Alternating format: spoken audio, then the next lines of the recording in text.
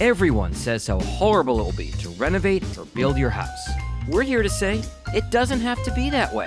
Join 3 seasoned architects as they interview homeowners who recently completed a large project and ask them one simple question. What do you know now that you wish you knew before you started? Welcome to Home, the Second Story podcast. Hi, and welcome to a snack size episode of Home, the Second Story. I'm Taylor from TPD Architect. I'm Sherry from Springhouse Architects. And I'm Marilyn from Runcible Studios. Our topic for this morning is tile. We want to talk all things tile. And I will say we have just spent 2 days on vendor visits with clients looking at tile. So this is fresh in my mind and want to get y'all's thoughts about tile and selection and what to look for and how to think about it, all the fun stuff. It's such a fun finish to kind of work through, but you've got so many like design opportunities and so many ways to customize it. I'd love to hear how y'all are thinking about tile these days.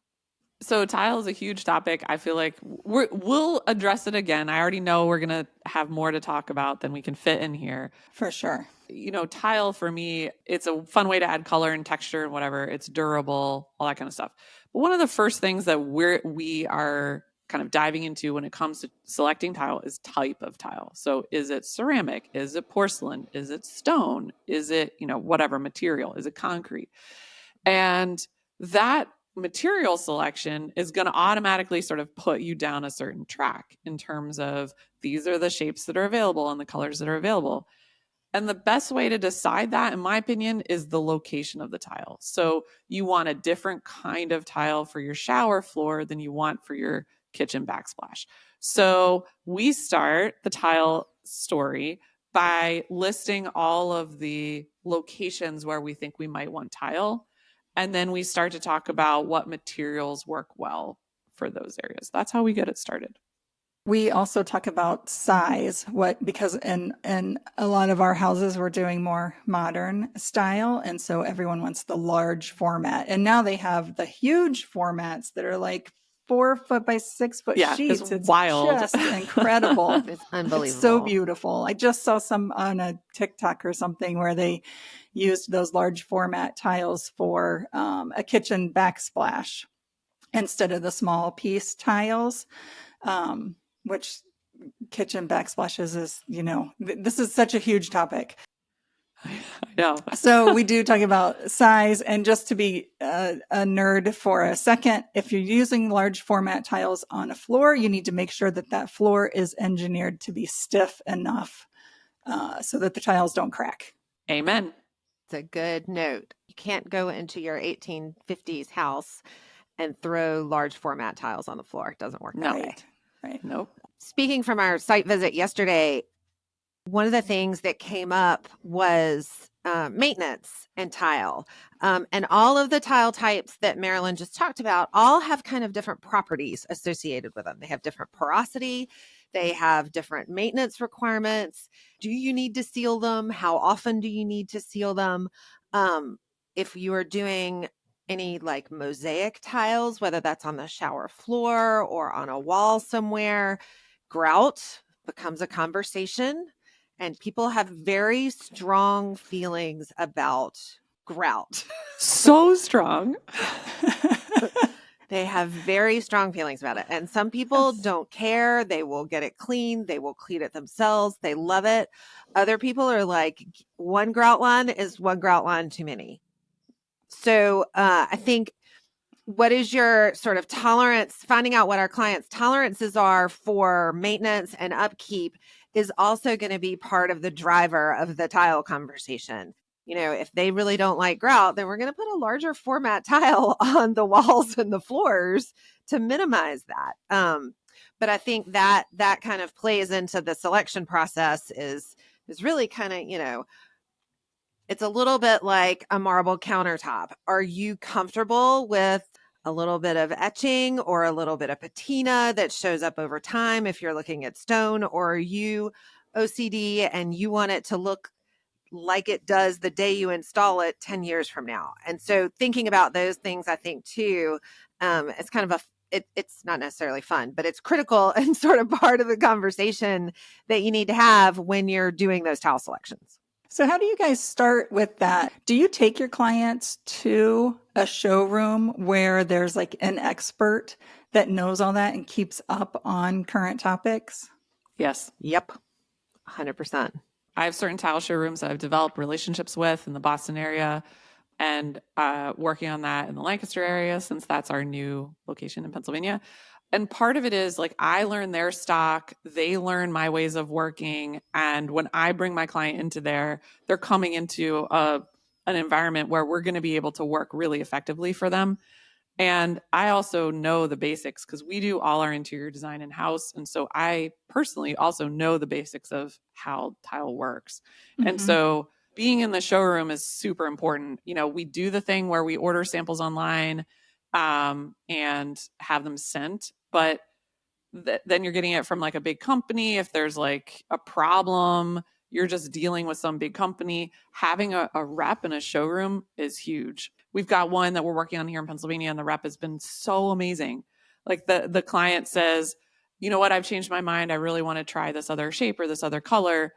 And then the rep goes and finds it. It saves me so much time. Right. And they know that, being a generalist with finishes, I feel like that's how I would define myself. Yes, I know the technical aspect and I know colors and I know my clients and I can guide them toward the right thing, but having that expert walk along with you side by side makes a huge difference in getting the right product for the right place. I want to bring up one other little point because it's important to our work. You know, we do a lot of aging in place work, and surfaces are really critical. And so we want to be thinking about slipperiness and preventing falls. And we do a lot of curbless showers. So tile is really critical when you're doing a curbless shower. You don't have a way to transition necessarily a curb to transition from one part of the floor to another part of the floor. So how do those two pieces of tile intersect and interact? Where's the water going to go? So understanding kind of where our clients are life stage wise actually impacts kind of the finish selections too. We want things that don't have a lot of glare. I think one of the things we learned working with some particular clients is that, people love sometimes a pattern on their floor, a mosaic pattern on the floor. And there are some folks for whom their vision conditions can deteriorate so that the mosaic pattern can be something so confusing that they don't want to walk into the space. Yeah. So this is a lot of fun stuff, but it actually has some other implications kind of really on physically how people live in the bathroom or in the kitchen or wherever that is. Yep. And I also want to bring that back to the grout conversation for a second, because there's this idea that, grout is bad. I just also want to say the grout that we have today, the products that we have today, and the installation methods we have today are so much better. Like, this is not the grout of 20 years ago that you have to scrub with a toothbrush every 2 weeks or else it grows mold. The other thing, by the way, announcement, when you have a good bath fan, your grout is way easier to clean because your bathroom isn't staying wet for that long. So if you have a good bath fan and you're exhausting all the steam, you have less of an issue. So it isn't always just like about the grout. So just, in defense of grout for a second, but also the slipperiness factor. So we often say you need a tile in your shower that is grippier. So that often means like the penny tiles that has a lot of grout because it's actually grippy on your feet. And then you transition to a wider format or larger format outside the shower. But that sort of grippiness factor is a big deal for aging in place, but also for everyone too. Yeah. And we don't have to be anti-grout. No, actually there was a guy in New Jersey, I think when we were there, who his whole business was dealing with people who hated grout, and he called himself the Grout Grouch. And I thought it was such a great name for a business. And so he would come in and clean people's like aging grout. But the Grout Grouch, I don't know where he is now, but he was a lot of fun. He's probably retired and has 3 homes Probably. because that's a really good business. Yeah, it was a really good business. One thing we learned with a client a couple of years ago, maybe a few years ago, was that you can stain grout Yes. if you have older grout, or what happened in our case was it got laid. They wanted a very dark grout with this beautiful, like mint green, handmade tile. It was just gorgeous, but the grout wasn't dark enough. And so they just came back and essentially painted a stain on there, which was great. How do you guys deal with price? Like, can you give our listeners some idea of like where what's low, middle, high? Where do you start? So price for me around tile is definitely calibrated to where you're putting it. So don't just look at the per square foot cost and say, oh my gosh, this is $150 a square foot, which is quite expensive. But if it's a backsplash in your bar, butler's pantry, or what, like it's 3 square feet, then it's fine. It doesn't matter, Yes, right. As much. Right. Your shower surround, that's a lot of square footage. So we want to be, let's pick something that's 10 to 15 a foot, which is, or 5 or whatever, that's much less expensive. So we calibrate like just don't go to the price right away. Look at your square footage amount of each kind of tile, and you might be able to splurge in some ways that you couldn't even imagine that you could, because it's actually not that much square footage. Kitchen backsplash is usually not a ton. So you can afford. So that's how we have that conversation. Yeah, and I think we always do a back pocket selection too. Like everybody wants Yep. to come in and have their gorgeous mosaic tile somewhere. If we can find something that somebody loves that maybe mimics that in a kind of textured or a pattern tile that's a bit larger format. I mean, labor is a big part of tile. It's not just the material, it's how difficult is it to install. And the quality of the floor and the quality of the structure and the substrate all goes into all of that. So you can get a cheap tile and it can have a terrible installation, Yes. at which point you have to go back and redo it. So I think labor is a big piece of that. I want to highlight that. But having kind of back pocket selections is always really helpful. So when we're going to a tile showroom, we may make our this is the thing we love. This is what we've fallen in love with. And we love this too. And we know it's going to be half the material cost. And so if something comes up as we're going through pricing, we can sort of revert back to that and be like, hey, y'all loved this too. Like this worked really well. Part 2 of that, I think, and the labor side is like, you can pick the most cost-effective tile ever, just, a simple subway tile or whatever.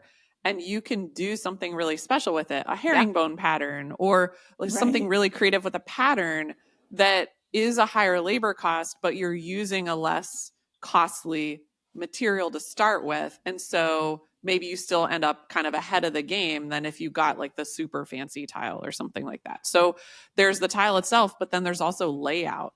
What is the pattern you're doing, like a herringbone or a checkerboard or a stack or an offset or a brick or a semi-offset or whatever. And we actually, so here's my question for you guys. We actually plan all that out and we draw all that out in our drawings, like every single tile pattern. Do you guys do that? Yeah, we do. Depends on our client. Sure. Yeah, that's a good point.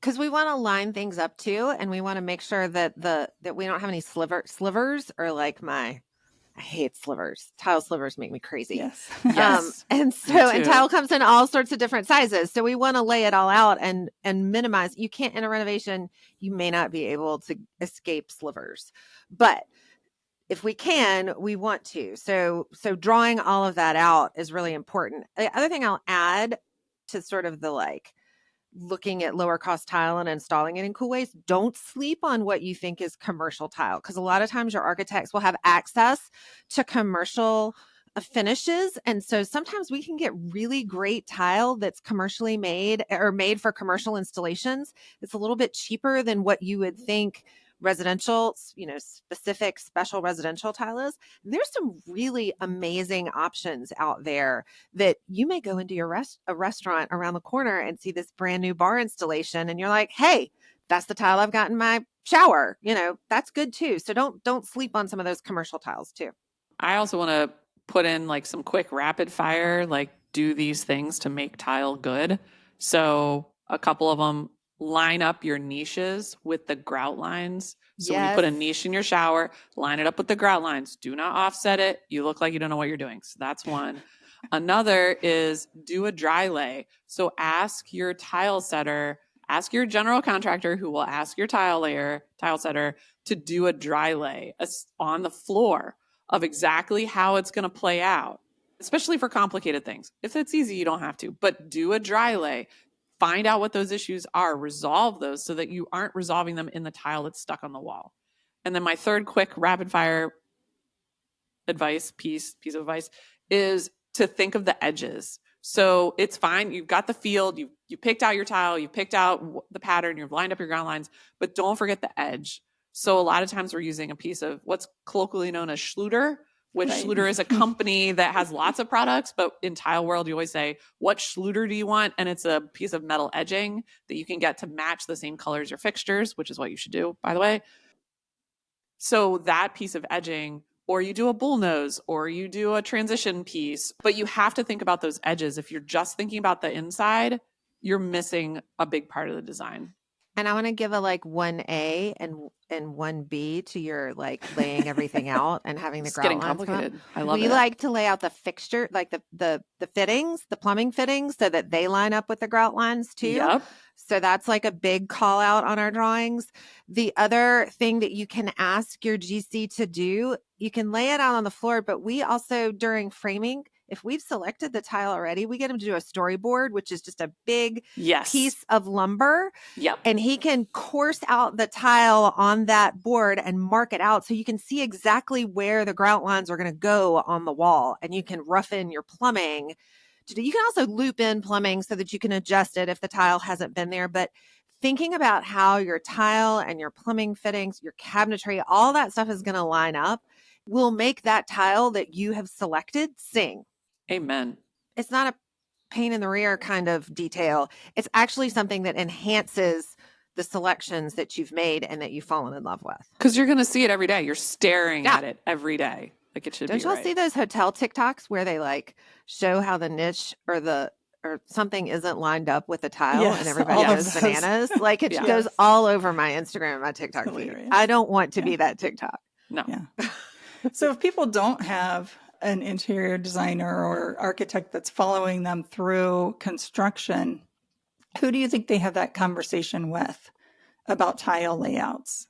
And at what point? It's the builder. It's got to be the builder. Yeah. Yeah. Or also, so my tile rep will do limited design services as well. Yeah, ours will too. That's right. Yeah. So if your tile rep offers that service, then that's really helpful because the builder has got 1,000 things on their mind and will be very grateful for anyone to do that design work besides themselves. So your tile rep, that'd be the next place I'd go. And I would ask your builder if you can see some tile installations from their tile sub if you don't have a designer or an architect that's drawing that stuff out. Yeah. Because installation is such a critical piece of tile. It makes or breaks the tile. And when it's does. something you're in love with, and then you walk in and something's not aligned, or it's the wrong grout, or there are just so many things that are heartbreaking with tile. And not every installer is skilled in the same installations. And there are different nuances to different kinds of tile and stone and all of those things. So if you don't have an interior designer or architect, I would definitely ask to see some installations from the tile setter. That's a great point. Feels like that's a good spot to end. But we're going to keep talking about tile. There's so much more to talk about. Attention, everyone. There's more to talk about with tile. Don't worry. Stay tuned for future tile conversations. Yeah. If your question was not answered, don't worry. We will for sure get back to it. Or send us your question. The email address is in it's in the show notes. Yes. Do we have it in the show notes? Yeah. The email address Yeah. is. Yeah. Okay. Thanks for joining us today on Home the Second Story for our quick snack on tile. If you have questions for us or you're interested in being a guest, please reach out at admin@htsspodcast.com and we will see you next time. Thanks for listening to Home, the Second Story podcast. Feel free to share this episode with a friend.